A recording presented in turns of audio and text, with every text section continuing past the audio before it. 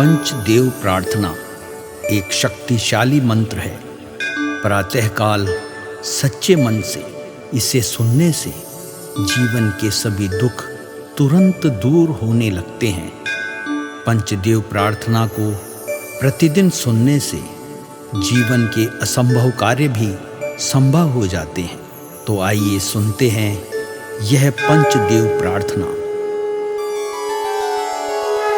गजाननं भूतगणादिसेवितं कपित्थजम्बूफलचारुभक्षणम् उमासुतं शोकविनाशकारकं नमामि विघ्नेश्वरपादपङ्कजम्। कर्पूरगौरं करुणावतारं संसारसारं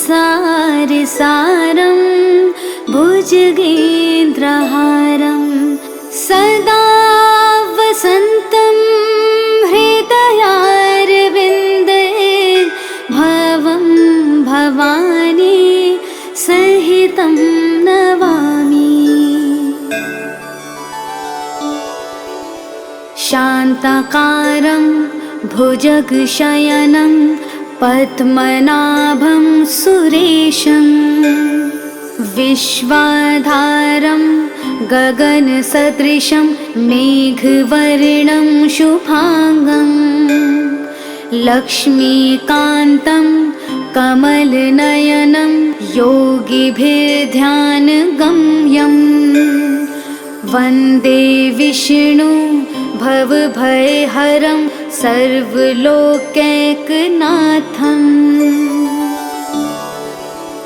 नीलाम्बुजश्यामलकोमलाङ्गं सीतासमारोपितवामभागं पाणो महासायकचारुचापं नमामि रामं रघुवंशनाथम्। मनोजवं मारुततुल्यवेगं जितेन्द्रियं बुद्धिमतां वरिष्ठं वातात्मजं वानुरयोधमुख्यं श्रीरामदूतं शरणं प्रपद्ये। करारविन्देन पादारविन्दं मुखारविन्दे विनिवेशयन्तं वटस्य पत्रस्य पुटेश्यानं बालं मुकुन्दं मनसा स्मरामि। या देवी सर्वभूतेषु शक्तिरूपेण संस्थिता नमस्तस्यै नमस्तस्यै नमस्तस्यै नमो नमः। नीलाञ्जनासमाभासं रविपुत्रं यमाग्रजं छायामार्तण्डसम्भुतं तं नमामि शनैश्चरम्। गजाननं भूतगणादिसेवितं कपित्थजम्बूफलचारुभक्षणम् उमासुतं शोकविनाशकारकं नमामि विघ्नेश्वरपादपङ्कजम्। कर्पूरगौरं करुणावतारं संसारसारं भुजगेन्द्रहारं सदा वसन्तं हृदयारविन्दे भवं भवानी सहितं नमामि।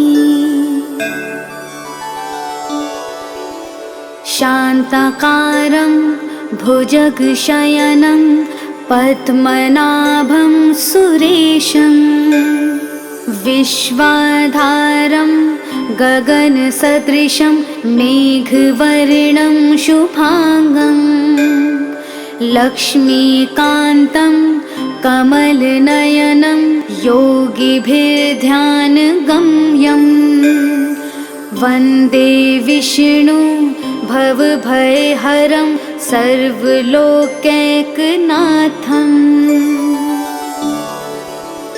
नीलाम्बुजश्यामलकोमलाङ्गं सीतासमारोपितवामभागं पाणो महासायकचारुचापं नमामि रामं रघुवंशनाथम्। मनोजवं मारुततुल्यवेगं जितेन्द्रियं बुद्धिमतां वरिष्ठं वातात्मजं वानुरयोधमुख्यं श्रीरामदूतं शरणं प्रपद्ये। करारविन्देन पादारविन्दं मुखारविन्दे विनिवेशयन्तं वटस्य पत्रस्य पुटेश्यानं बालं मुकुन्दं मनसा स्मरामि। या देवी सर्वभूतेषु शक्तिरूपेण संस्थिता नमस्तस्यै नमस्तस्यै नमस्तस्यै नमो नमः। नीलाञ्जनासमाभासं रविपुत्रं यमाग्रजं छायामार्तण्डसम्भुतं तं नमामि शनैश्चरम्। गजाननं भूतगणादिसेवितं कपित्थजम्बूफलचारुभक्षणम् उमासुतं शोकविनाशकारकं नमामि विघ्नेश्वरपादपङ्कजम्। कर्पूरगौरं करुणावतारं संसारसारं भुजगेन्द्रहारं सदा वसन्तं हृदयारविन्दे भवं भवानी सहितं नमामि। शान्ताकारं भुजगशयनं पद्मनाभं सुरेशं विश्वाधारं गगनसदृशं मेघवर्णं शुभांगं लक्ष्मीकान्तं कमलनयनं योगिभिर्ध्यानगम्यं वन्दे विष्णु भवभयहरं सर्वलोकैकनाथम्। नीलाम्बुजश्यामलकोमलाङ्गं सीतासमारोपितवामभागं पाणो महासायकचारुचापं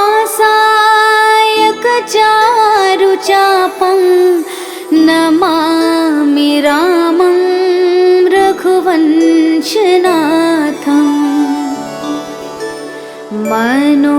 मनोजवं मारुततुल्यवेगं जितेन्द्रियं बुद्धिमतां वरिष्ठं वातात्मजं वानुरयोधमुख्यं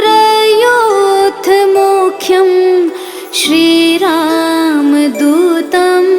शरणं प्रपद्ये। करारविन्देन पादारविन्दं मुखारविन्दे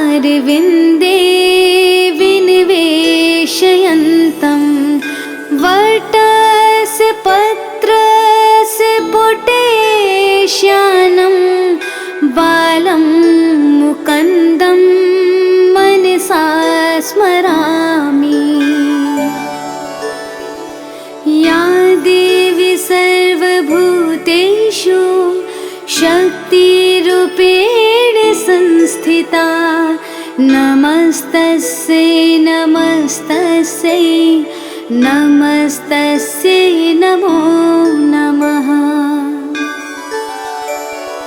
नीलाञ्जनासमाभासं रविपुत्रं यमाग्रजं छायामार्तण्डसम्भुतं तं नमामि शनैश्चरम्।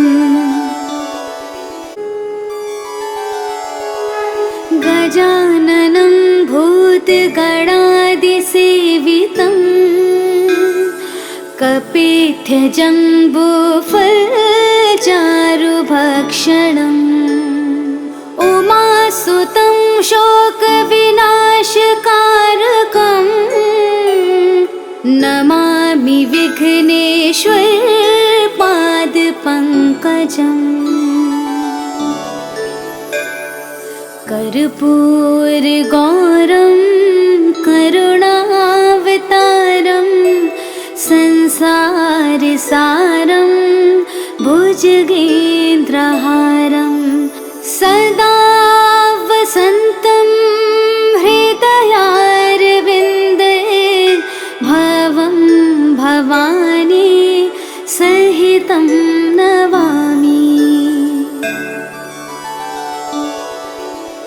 शान्ताकारं भुजगशयनं पद्मनाभं सुरेशं विश्वाधारं गगनसदृशं मेघवर्णं शुभांगं लक्ष्मीकान्तं कमलनयनं योगिभिर्ध्यानगम्यं वन्दे विष्णु भवभयहरं सर्वलोकैकनाथम्।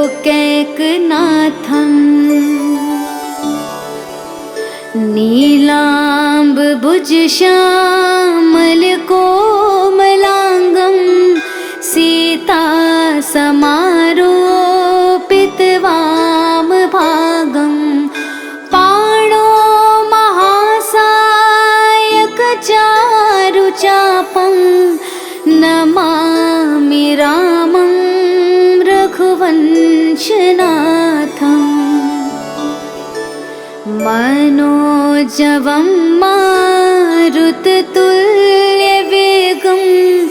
जितेन्द्रियं बुद्धिमतां वरिष्ठं वातात्मजं वानुरयोधमुख्यं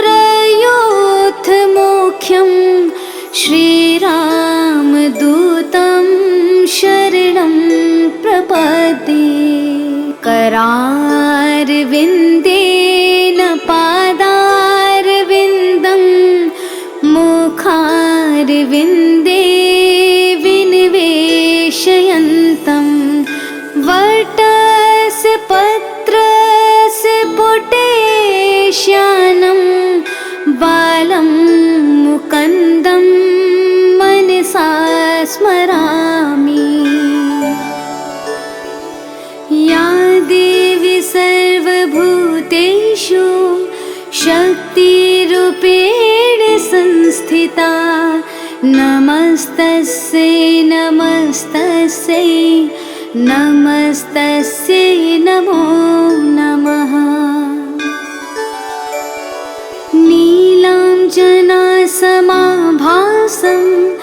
रविपुत्रं यमाग्रजं छायामार्तण्डसम्भुतं तं नमामि शनिश्चरम्।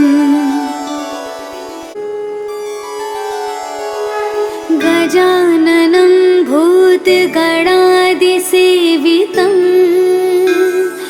कपित्थजम्बूफलचारुभक्षणम् उमासुतं शोकविनाशकारकं नमामि विघ्नेश्वरपादपङ्कजम्। कर्पूरगौरं करुणावतारं संसारसारं भुजगेन्द्रहारं सदा वसन्तं हृदयारविन्दे भवं भवानी सहितं नमामि।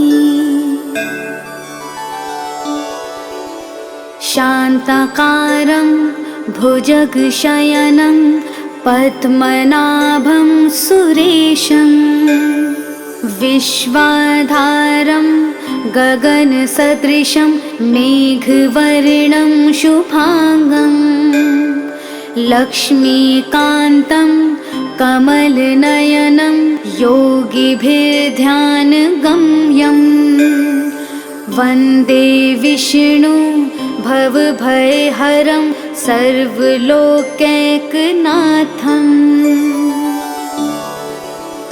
नीलाम्बुजश्यामलकोमलाङ्गं सीतासमारोपितवामभागं पाणो महासायकचारुचापं नमामि रामं रघुवंशनाथम्। मनोजवं मारुततुल्यवेगं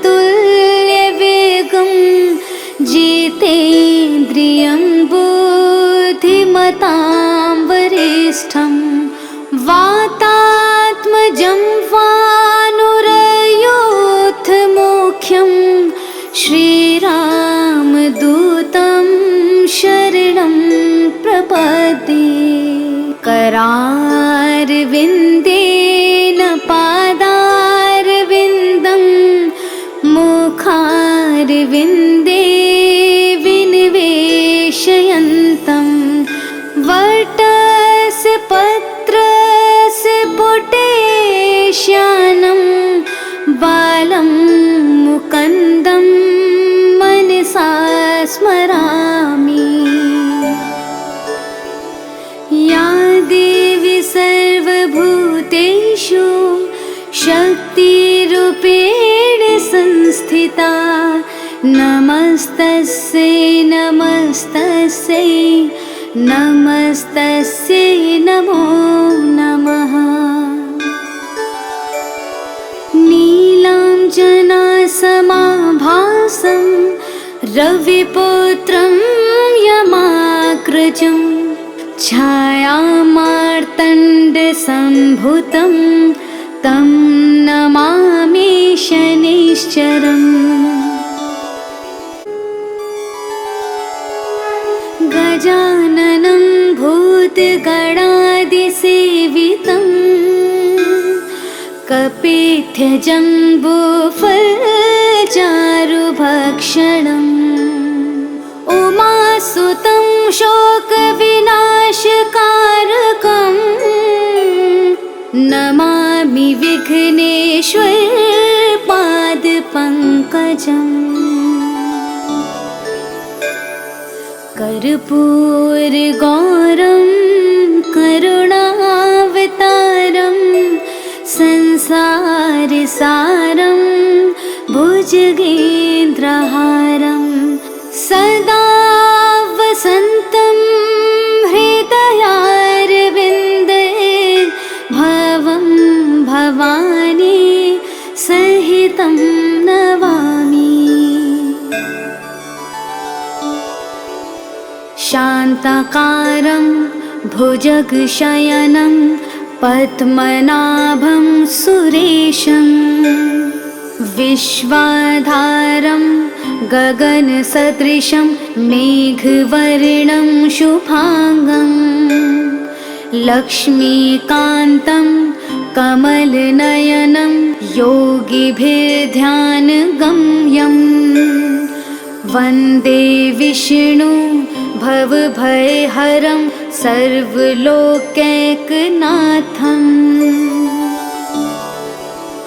नीलाम्बुजश्यामलकोमलाङ्गं सीतासमारोपितवामभागं पाणो महासायकचारुचापं नमामि रामं रघुवंशनाथम् मनोजवं मारुततुल्यवेगं जितेन्द्रियं बुद्धिमतां वरिष्ठं वातात्मजं वानुरयोधमुख्यं श्रीरामदूतं शरणं प्रपद्ये करारविन्देन पादारविन्दं मुखारविन्दे विनिवेशयन्तं वटस्य पत्रस्य पुटेश्यानं बालं मुकुन्दं मनसा स्मरामि। या देवी सर्वभूतेषु शक्तिरूपेण संस्थिता नमस्तस्यै नमस्तस्यै नमस्तस्यै नमो नमः। नीलाञ्जनासमाभासं रविपुत्रं यमाग्रजं छायामार्तण्डसम्भुतं तं